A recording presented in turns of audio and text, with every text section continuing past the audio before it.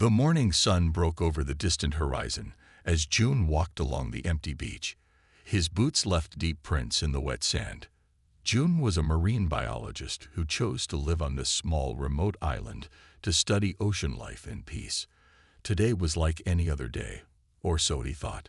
June carried his notebook and sample bags, stopping now and then to pick up interesting shells or note the tiny creatures in tide pools. The wind blew stronger than usual, pushing his black hair across his forehead.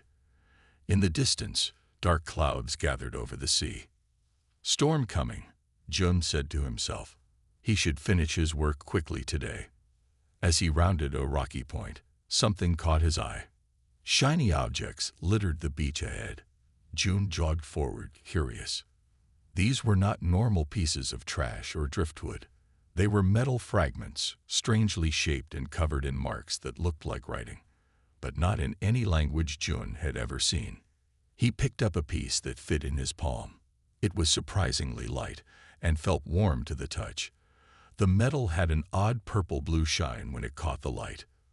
"What is this?" June whispered, turning the fragment over in his hands. He had studied on 3 continents and never seen anything like it. June filled his bag with the strange pieces and continued walking. The wind grew stronger, and the first fat raindrops began to fall. The storm was coming faster than he expected. He should head back to his cabin soon. That's when he heard it, a strange, high-pitched sound cutting through the wind. June stopped and looked out to sea.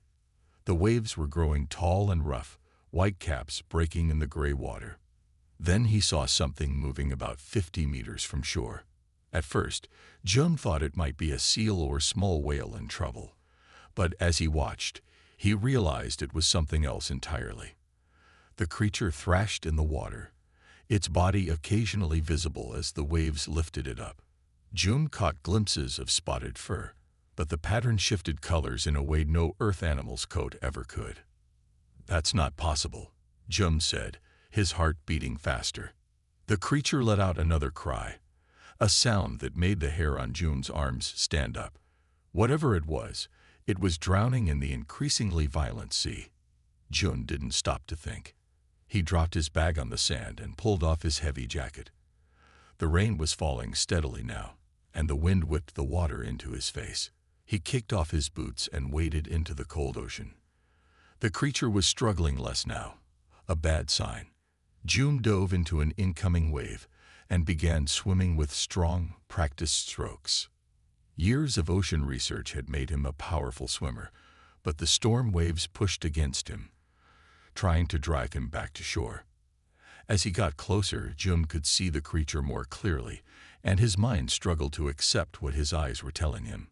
It had a body somewhat like a large cat, similar to a leopard, but with 6 limbs instead of 4. Its fur was spotted with patterns that seemed to shift and glow slightly, even underwater. The creature's face was flat and cap-like, but with 3 eyes arranged in a triangle. This was no earth animal. It couldn't be. The storm grew worse. Lightning flashed across the sky, followed by a crack of thunder. The strange leopard-like creature had stopped moving. It was sinking beneath the waves.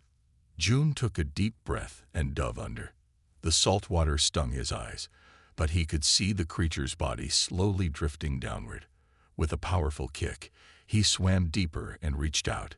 His hand touched fur that felt both soft and strangely metallic at the same time.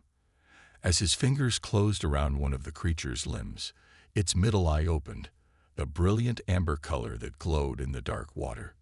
It looked directly at June, and in that moment, June knew his life would never be the same again. The alien creature was heavy, much heavier than June expected. Its 6 limbs hung limp in the water as June struggled to keep both of them from sinking. The storm waves crashed over their heads, pushing them under again and again. "Stay with me," June gasped, though he knew the creature couldn't understand him. Its 3 eyes were now closed, and its chest moved only slightly. It was dying. A massive wave lifted them high and then dropped them down into a deep trough. June lost his grip for a moment, and the creature began to sink. Without thinking, he dove after it. his lungs burning for air. His fingers found the strange metallic fur again, and he pulled with all his strength. This time, Jun changed his approach. He moved behind the alien Leopard and wrapped one arm around what seemed to be its chest. With his other arm, he began to swim toward shore. Every stroke was a battle against the wild sea. The rain fell so hard now that it stung his face like tiny needles. Just a little further, Jun panted. He could no longer feel his legs or arms, but somehow they kept moving. The cold water numbed his body, but fear kept his mind sharp. Not fear for himself, but fear that this incredible being would die before he could save it. Finally, his foot touched sand. Jun almost cried with relief. He dragged the alien Leopard through the shallow water, its body leaving a deep trail in the wet sand. When they were safely beyond the reach of the waves, Jun collapsed beside the creature, gasping for breath. The storm raged around them. Jun knew they couldn't stay on the open beach. After resting for only a minute, he forced himself to his feet. His cabin was half a kilometer away, up a winding path through the rocks. "You're too big to carry," Jun said to the unconscious alien. "But I can't leave you here." He spotted a piece of debris from the alien's crashed ship, a flat, smooth panel about 2 meters long. It would have to work as a sled. Jun dragged the panel next to the alien Leopard and, with tremendous effort, rolled the creature onto it. Using his belt and the straps from his sample bag, Jun fashioned a harness for himself. He slipped it over his shoulders and began to pull. The makeshift sled moved slowly over the sand. The path to his cabin seemed 10 times longer than usual. The rain turned the dirt to mud, making the sled stick and drag. Jun's muscles screamed with each step, but he didn't stop. Lightning flashed overhead, briefly lighting the strange scene. A human man dragging an alien creature through a storm. After what felt like hours, Jun's cabin came into view. The small wooden building had never looked so welcoming. With the last of his strength, he pulled the alien onto the covered porch and fumbled with his keys. Once the door was open, he dragged the creature inside and closed the door against the howling wind. Jun's hands shook as he turned on the lights and heater. He knelt beside the alien Leopard, unsure what to do next. Its spotted fur was now visible under the cabin lights, shifting colors from deep purple to blue to green. The pattern seemed to pulse slightly, like a heartbeat. Carefully, Jun placed his hand on the creature's chest. He could feel a rhythm there, not like a human heartbeat, but something more complex, like several hearts beating in sequence. The alien was alive, but barely. As Jun watched, the creature's 3 eyes suddenly opened. The middle eye glowed amber, while the other 2 shone with a deep blue light. Those eyes focused directly on Jun, and there was clear intelligence in them. The alien Leopard tried to move but was too weak. Instead, it made a sound, not the cry Jun had heard in the water, but something like words. Then, to Jun's complete shock, a small device on the creature's neck lit up. "Human," said a mechanical voice from the device. "Why did you save me?" Jun stared at the alien Leopard, his mouth open in surprise. The creature had spoken to him through some kind of translator device. His mind raced with questions, but he tried to stay calm. "You were drowning," Jun said simply. "I couldn't just watch you die." The alien's 3 eyes blinked slowly, one after another in a strange pattern. Its body tensed, and suddenly it tried to stand. The 6 limbs scrambled for purchase on the wooden floor, but the creature was still too weak. It collapsed again with a sound like a growl. "Please rest," Jun said, backing away slightly to give the alien space. "You nearly died out there." The translator device made a series of clicks and whirs before speaking again. "Weakness is shameful. I must." The alien tried once more to rise but failed. "There's no shame in needing help after a crash," Jun said. He moved slowly around the cabin, gathering towels and blankets. "My name is Jun. I'm a scientist who studies ocean life." The alien watched his every move with those strange glowing eyes. After a long pause, the translator spoke again. I am called Ta. I am a scout of the Seong warriors. The creature's fur rippled with changing colors as it spoke, shifting from blue to purple. Our species is feared across many star systems. June nodded, trying to hide his amazement. He was talking to an actual alien. He handed Tai a towel, careful not to make any sudden movements. Well, Ta of the Seong warriors on Earth, we dry off after being in the water. It might help you feel better. Ta looked at the towel with suspicion, then slowly took it with one of its front limbs. The paw-like hand had 7 fingers, each tipped with a retractable claw. Ta copied June's motions, awkwardly dabbing at its fur. Your ship crashed, June asked, sitting on a chair across from the alien. I found strange metal pieces on the beach. Tay's middle eye narrowed. Yes. Atmospheric entry error. My ship is destroyed. The alien's voice, even through the translator, sounded bitter. I am stranded on your planet. I can help you, June offered. There must be a way to contact your people. Ta made a sound that the translator didn't catch, something between a laugh and a snarl. The Seong do not rescue failures. To crash is to bring shame. June frowned. That seems harsh. Accidents happen to everyone. Your human ways are soft, Ta said, but there was less hostility in the mechanical voice now. The alien looked around the small cabin, taking in the simple furniture, the books on shelves, the scientific equipment. You live alone here. Yes, June answered. I study the sea creatures on this island. It's peaceful. Ta seemed to consider this. Then suddenly, the alien's body tensed again. All 3 eyes widened, and the spotted fur bristled, turning a deep red color. My container, Ta said, the translator's voice rising in pitch. Where is my container? June looked confused. Container? I didn't see. It was with me. Ta tried to stand again, and this time managed to rise on all 6 limbs, though shakily. A metal box with markings. I had it when I escaped the ship. June remembered now. There had been something strapped to the alien's back when he first saw it in the water. But in the struggle to save Ta, it must have. I'll go look for it, June said quickly, seeing the alien's distress. It might have washed up on the beach by now.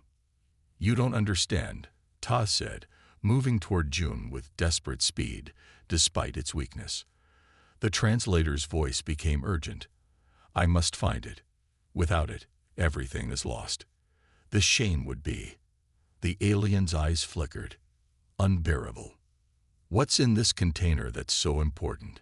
June asked. Ta looked directly at him, all 3 eyes glowing intensely.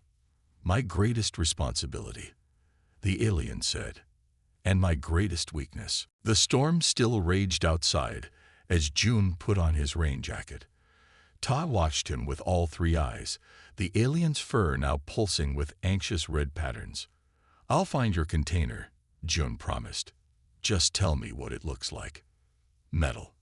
Silver with blue markings, Ta said through the translator. It has 6 locking points and... The alien suddenly stopped and tilted its head. Listen. June paused by the door. At first he heard only the howling wind and rain. Then he caught something else, a faint peeping sound coming from outside. Both human and alien moved to the window. Through the rain-streaked glass, they could see a blinking light on the porch. Something had washed up and been carried by the waves all the way to June's cabin. That's it, Ta exclaimed, moving faster than June thought possible for an injured creature. The alien yanked open the door with 3 of its limbs and stumbled outside. June followed quickly.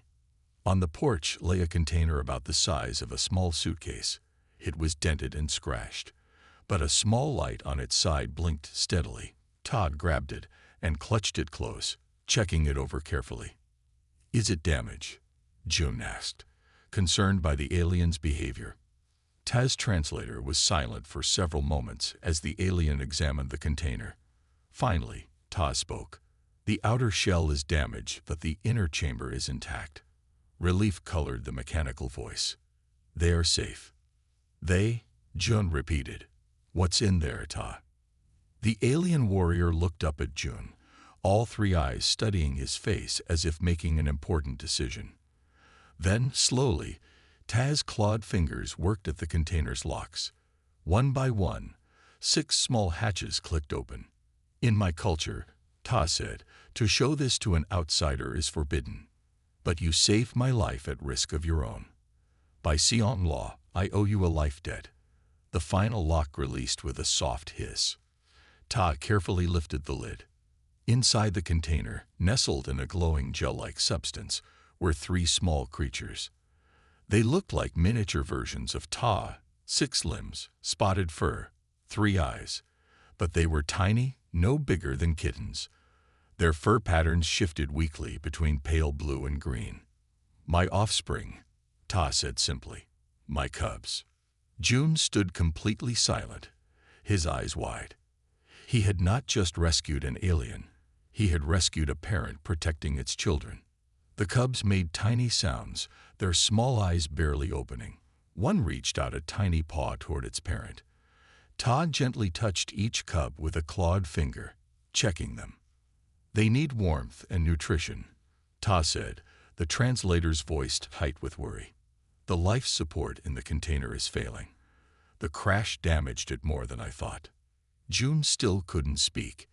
He stared at the tiny alien cubs, his mind racing.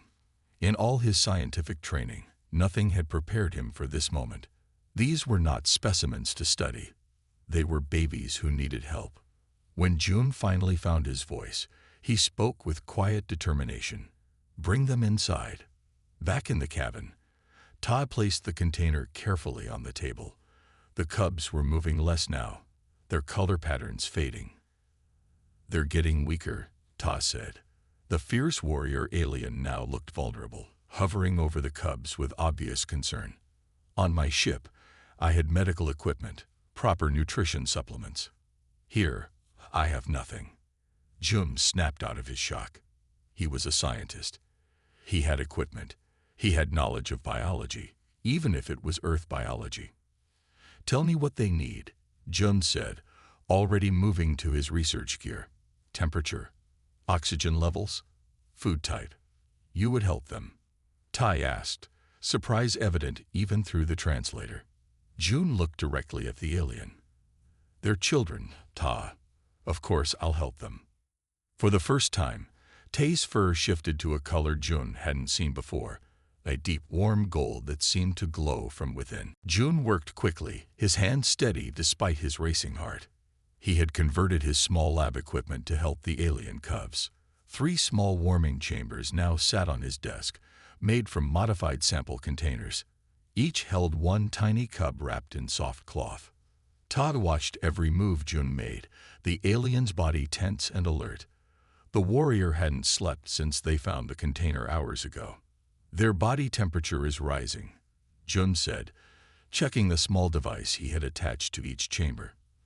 That's good, right? Tai's fur shifted to a lighter blue. Yes. Cold is death for young Seong. Warmth means life. Jun nodded and continued working. He had taken small samples of the gel-like substance from the container and was analyzing it.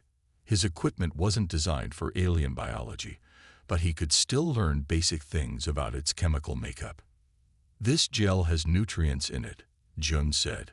I think I can make something similar with what I have here. In our culture, Ta said, moving closer to the chambers to check on the cubs, males care for the young. The mother leaves after birth to return to battle. It is my duty to protect them until they can protect themselves. Jun glanced up from his work. On Earth, it varies.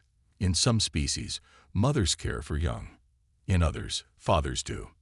In some, both parents help. And humans? Tai asked. Usually both parents, Jun said. Though not always. He remembered his own childhood, raised by his grandmother after his parents died. Family is important to us. Tai made a sound that the translator didn't catch. Then the alien said, In Siong culture, family is strength. But showing care for the young is seen as weakness outside the family unit. If my enemies knew about my cubs, June understood now. That's why finding the container was so important. If I had lost them, Ta said, fur darkening to almost black, the shame would be too great to bear. A Siong warrior who cannot protect his cubs is no warrior at all. One of the cubs made a tiny sound from its chamber. Its small eyes opened, all three blinking in sequence. Tai immediately moved to it, making soft clicking noises. This one is Sung, Ta said, the strongest.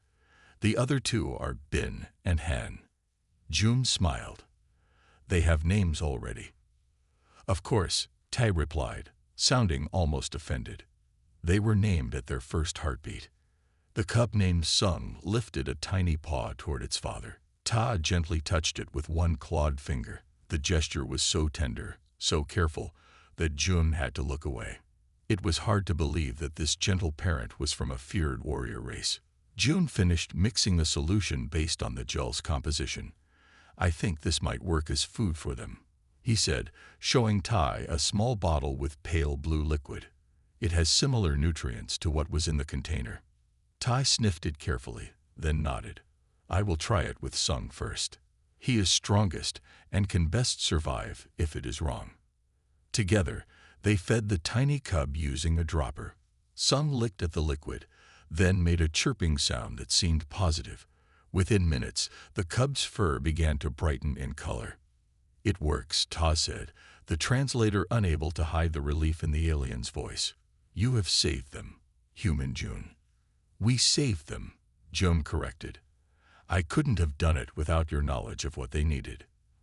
They continued feeding each cub, working side by side in comfortable silence. Outside, the storm finally began to ease, rain falling more gently against the windows. Why do you help us? Tai asked suddenly. We are not your species, not your family. June thought for a moment. On this planet, helping others when they need it is just what many of us do. It's part of being human. Your species is strange, Ta said, but the alien's fur glowed with that warm golden color again, but perhaps stronger than the Siong first believed. 3 days passed. The storm cleared, leaving blue skies over the island. The cubs grew stronger each day. Their fur now shimmered with bright colors, and they moved around more in their chambers. June and Tai took turns watching over them, developing a routine that worked for both. On the morning of the 4th day, Tai suddenly froze while feeding Bin. The alien's ears, flat panels on either side of its head, twitched and rotated. What's wrong? June asked, looking up from his notes. Listen, Ta said, all 3 eyes wide open. Do you hear that? June listened carefully. At first, he heard nothing unusual, just the waves on the beach and birds calling outside. Then he caught it, a low, distant hum that was growing louder. Is that? June began. A ship, Ta confirmed, fur rapidly changing to a dark red. A Siong ship. June felt a surge of hope. Your people found you. That's good, right? Ta moved quickly to the window, staying out of sight while peering through the glass. No, not good. That sound. It's a hunter ship. The alien's voice was tight with fear. From the Hyun clan. My enemies. June joined Tai at the window. In the distance, a dark shape moved across the sky, approaching the island. Why would they come here? June asked. My escape pod would have sent an automatic distress signal, Tai explained. Any Siong ship in range would receive it. The alien looked back at the cubs. They are not here to rescue. They are here to finish what began in space. What do you mean? June asked, though he feared he already knew the answer. My ship did not crash by accident, Ta said. I was attacked. The Hyun clan wishes to end my bloodline. The alien gestured to the cubs. To end them. June felt cold despite the warm day. Why would they want to kill your children? Politics. Power. Ta's fur darkened further. My clan and theirs have fought for generations. If my cubs grow to be warriors, they will threaten Hyun's power someday. The ship was closer now, its hull gleaming in the sunlight. It was smaller than June had imagined, about the size of a small airplane, but clearly built for speed and attack. Its shape reminded June of a predatory bird. They will find us, Ta said, already moving to gather the cubs. I must hide. Perhaps in the forest. No, June said firmly. You're still weak from the crash, and the cubs aren't strong enough yet. Running now would put them in more danger. Then what do you suggest? Tai asked, desperation clear in the alien's voice. June thought quickly. Hide here with the cubs. In my storage room. It's small, but it has no windows. And you. They will question you. Let them, June said with a confidence he didn't entirely feel. They don't know humans. They don't know me. Tai studied June for a long moment, all three eyes blinking in sequence. They are killers, June. They will not hesitate to hurt you. I know, June said quietly. But they don't know this island like I do. And they can't read human expressions as well as you can now. The ship's engines grew louder as it prepared to land somewhere on the beach. They didn't have much time. Take the cubs and hide, June said, helping Ta gather the tiny aliens and their chambers. Don't make a sound, no matter what you hear. They quickly moved everything into the small storage room at the back of the cabin. June made sure the cubs had enough food and warmth to last several hours. Before closing the door, he looked at Ta. Trust me, he said. Tay's fur shifted briefly to that warm gold color. I do, human June. Few in the universe have earned such trust from a Seong warrior. June closed the door and took a deep breath. Outside, he heard the ship land on the beach. Soon, heavy footsteps approached his cabin. The hunters had arrived. 3 heavy knocks shook June's cabin door. He took a deep breath, checked that the storage room was completely closed, and went to answer. When June opened the door, he found himself facing 3 Seong warriors. They looked similar to Tai, but larger and more muscular. Their spotted fur patterns were sharper, with more red and black colors. All 3 sets of eyes glowed with cold blue light. The leader stepped forward. Unlike Tai, this alien wore metal armor over parts of its body.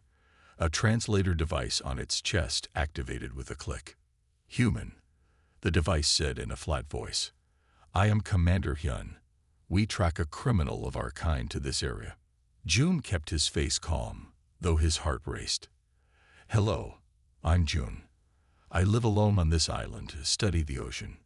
Hyun's 3 eyes narrowed, studying June carefully. The 2 warriors behind him moved to look through the windows of the cabin. You have seen one of our kind? Hyun asked. Smaller than me, with 3 cubs. June blinked in surprise. So they knew about the cubs already. That made things more difficult. I found something in the water during the storm, June said, deciding to mix truth with lies. An alien creature, but it was dead when I pulled it to shore. The 2 warriors behind Hyun exchanged looks. Hyun's fur shifted to a darker red. Dead, Hyun repeated. You are certain? June nodded. Yes, I'm a scientist. I know when something is alive or dead. Its body was cold. No breathing. No pulse. Where is this body now? Hyun demanded. I returned it to the sea, June said, the lie coming easier now. On Earth, many cultures believe the dead should be returned to nature. I put the body in my boat and took it to deep water. It seemed respectful. Hyun stared at June for a long moment. The human met the alien's gaze steadily, forcing himself not to look away from those 3 intimidating eyes. You saw no small ones, Hyun pressed. No cubs. No, June said firmly. Just the 1 adult alien. Nothing else. One of the warriors behind Hyun spoke in their language, a series of clicks and growls. Hyun responded with a similar sound. Then he turned back to June. We will search your dwelling, Hyun stated, not asking permission. June stepped aside. Of course, but please be careful with my equipment. It's delicate and important for my research." The warriors spread out through the cabin, opening cabinets and looking under furniture. June followed them calmly, explaining the purpose of various scientific tools when they examined them. He kept his movements slow and his voice steady. As one warrior approached the storage room door, June spoke up. "That's where I keep preserved specimens and chemicals," he said. "Some are toxic to touch. I can open it if you want to look, but you'll need protective gear." The warrior hesitated, then moved away from the door. June breathed an internal sigh of relief. After searching the cabin, Hyun and his warriors looked frustrated. They found no evidence of Ta or the cubs. "Take me to where you found the body," Hyun ordered. "Of course," June agreed. "We'll need to walk along the beach. It's this way." June led the hunters away from his cabin, pointing out where he first spotted the dead alien in the water. He walked with confidence, making up details about the recovery and the burial at sea. He even showed them pieces of debris from Ta's crashed ship that still littered the beach. All the while, June kept the hunters moving farther from his cabin, giving Ta and the cubs more time to remain safely hidden. "Humans are strange creatures," Hyun said finally, looking out at the ocean. "You risk your life to recover a dead alien you know nothing about, then perform rituals for it." June shrugged. "That's just what we do. Respect for life. And death is important to humans." Hyun studied June with all three eyes. "Your species is either very foolish or very clever.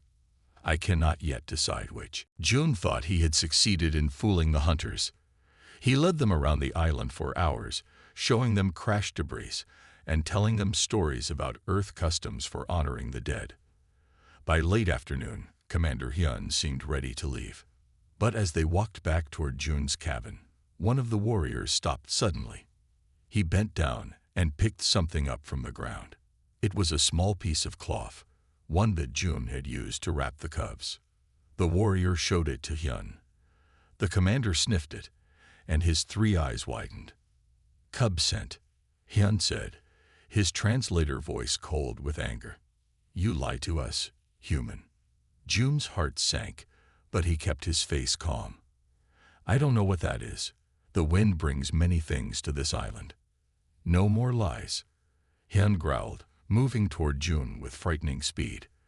The alien towered over him, fur now a dark, angry red. "Where are the cubs? Where is Ta?" June stood his ground, even as fear raced through him. "I told you what I know. I found one alien in the water. It was dead. I returned it to the sea. Search the humans' dwelling again," Hyun ordered the other warriors. "Break whatever you must." As the two warriors ran toward his cabin, Jun felt panic rise in his chest.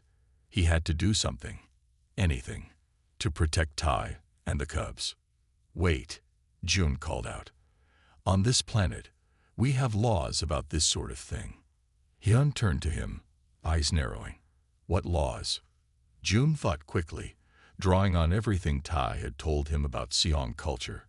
"Earth has protection laws for parents and their young. It's part of our interstellar legal code." This was complete fiction, but Jun spoke with conviction. All intelligent species with their young are protected while on Earth. This is recognized by 17 spacefaring civilizations. Hyun paused, seeming uncertain for the first time. "I know nothing of these laws." "Of course not," Jun said confidently. "You came here tracking someone, not to establish diplomatic relations. But now that you're here, you're subject to Earth protection statutes." Jun pointed to the sky. "And right now, everything we say and do is being recorded by my research satellite. If harm comes to any being under protection status, the recording will be sent to all 17 civilizations we have contact with." This was an even bigger lie. Jun had no satellite, but he hoped the aliens wouldn't know that. "You are very brave," Hyun said, studying Jun with new interest, "or very foolish to threaten Seong warriors." "It's not a threat," Jun replied evenly.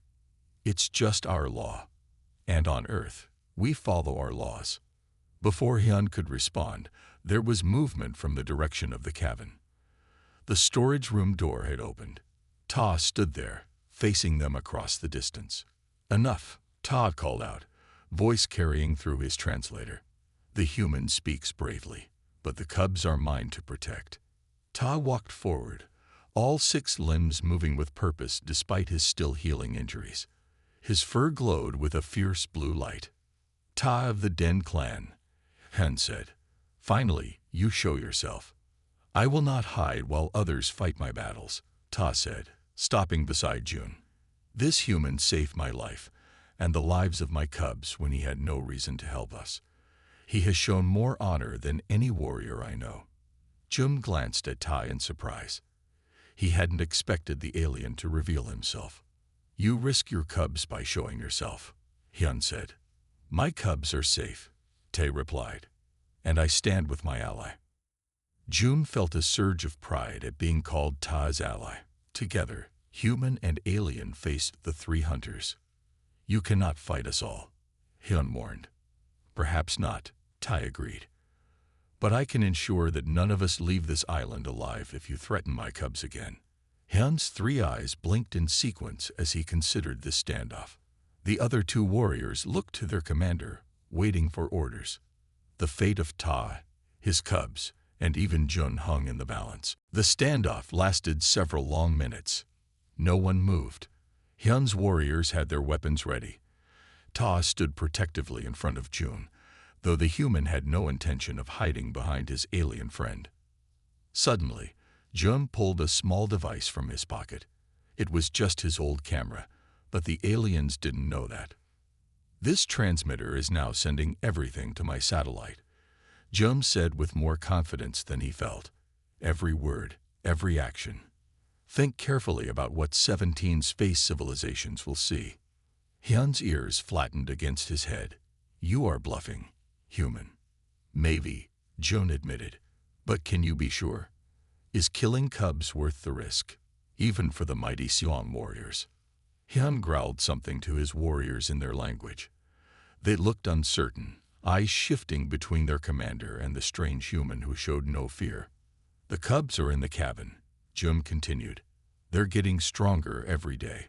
Soon, they'll be fine young Seong warriors. Is your clan so weak that you fear children who haven't even grown their fighting claws yet?" This challenge struck home. Hyun's fur rippled with anger. "The Hyun clan fears nothing." "Then prove it," Jun said. "Prove your strength by showing mercy. True warriors don't need to kill cubs to feel powerful." Ta looked at Jun with new respect, understanding what the human was doing. "The human speaks truth," Tai added. "Let my cubs live, Hyun. Let them grow. When they are of age, they can face your clan's young in fair combat, as our traditions allow." A new sound interrupted them, a high-pitched tone coming from above. Everyone looked up to see another ship approaching. This one was larger than Hyun's vessel, with different markings. "The Den clan mothership," Ta said, his fur brightening. "My clan has found us." Hyun's 3 eyes blinked rapidly. The arrival of Ta's clan ship changed everything. Now the hunters were outnumbered. "This is not over," Hyun growled. But he signaled his warriors to fall back toward their ship. "We will meet again, Ta of the Den clan. And you, strange human." "I look forward to it," Jun replied calmly. "Next time, maybe you'll follow Earth's visitors protocol and call ahead first." As Hyun's ship lifted off, Tai turned to Jun. "You have no satellite, do you?" Jun grinned. "No, and we don't have contact with 17 space civilizations either." Tai made a sound that Jun now recognized as laughter. "You are either the bravest or the most foolish human on this planet." "Probably both," Jun admitted. The Den clan ship landed on the beach. Soon, more Seong warriors approached, these with fur patterns similar to Ta's. They seemed surprised to see a human standing beside their clan member. Over the next few days, the Den clan helped repair Ta's small ship. The cubs were moved to the mothership, where they received proper medical care. June was invited aboard to see how the Seong lived among the stars. On the final day, Ta came to say goodbye. The alien warrior's fur glowed with healthy colors, all signs of injury gone. "My clan wishes to thank you properly," Ta said. "They have asked me to extend an invitation. Would you consider becoming Earth's first ambassador to the Seong?" June was speechless for a moment. "Me? I'm just a marine biologist."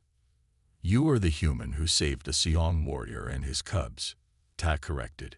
"The human who stood against armed hunters with nothing but clever words. My clan believes you represent the best of your species." June looked at his small cabin, then up at the stars. "Will I be able to come home sometimes?" "Of course," Ta said. "And I will visit with the cubs. They should know the human who helped give them life." 6 months later, June stood before the United Nations, explaining his new role as Earth's ambassador to the Seong. Beside him stood Ta, and behind them, 3 young cubs watched with curious eyes. The story of the human who saved a drowning alien Leopard spread throughout the galaxy. It became a symbol of how compassion could be the greatest strength of all.